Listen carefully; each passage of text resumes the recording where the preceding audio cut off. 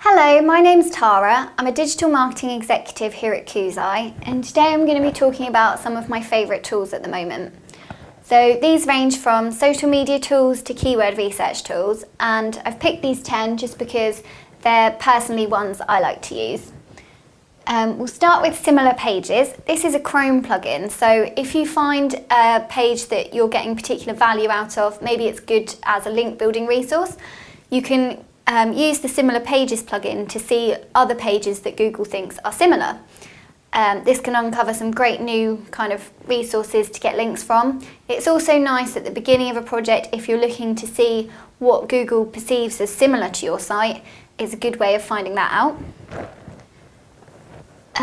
Wayback Machine. This is a really cool tool if you've got a site and, for example, conversions have dropped just before you took it on. So you need to think, has something on page changed, but you don't maybe know what the site looked like previously.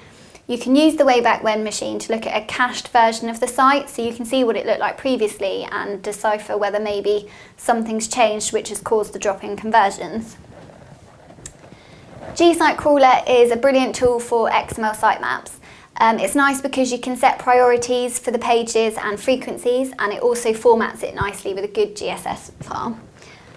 Crowd Booster is a social media tool which lets you see how much your followers have increased or decreased by, who interacts with your post most, and who are your most valued followers. So it's great as evaluating any social media campaign. It gives you a good indication of what's going on, and it can be used for Facebook and Twitter.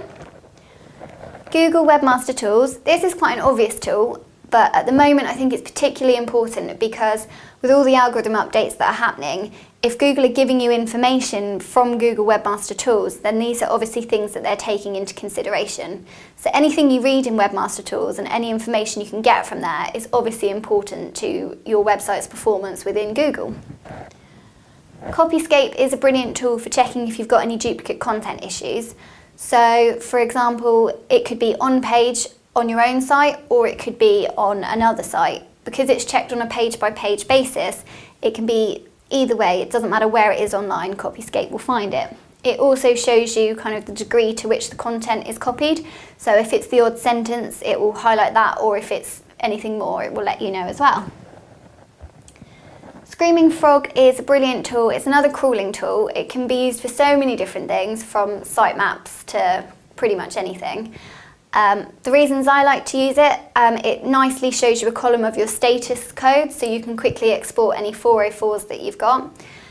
Also, it's quite useful if you're doing keyword research. You can put a competitor's site through there and export their title tags, and from that maybe see ideas for new keywords you could go after. Ubersuggest is a keyword research tool. It's brilliant because it's based on current searches. So anything that's in Google at the moment in Google Suggest, it scrapes the data from that, basically taking your keyword and looking at what all the suggestions would be before it and after it, kind of going through the alphabet. So it's really nice for current and up-to-date ideas for titles and content, and anything that needs to be really fresh. Majestic SEO is something I use all the time for backlink analysis. In particular, within Majestic, I would pay attention to your IP analysis and your anchor text. This can show you if you've got an unnatural kind of balance of brand and non-brand anchor text, and within your IPs, whether you've got too many links from one IP.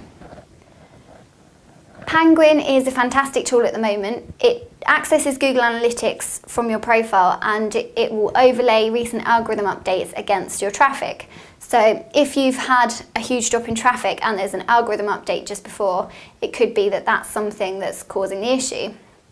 With that tool though, it's important to not jump to conclusions and think this must be the reason for the drop. There might be other reasons. So although it's a really good indication if you've got a suspicion that an algorithm update is behind the drop, still do lots of research and background to make sure you've checked all other avenues. So that's all the tools I've covered today. Obviously there are lots of other tools out there. If you've got any you want to share, feel free to leave them in the comments below, and if you want to follow us on any of the social media profiles, they are also listed below.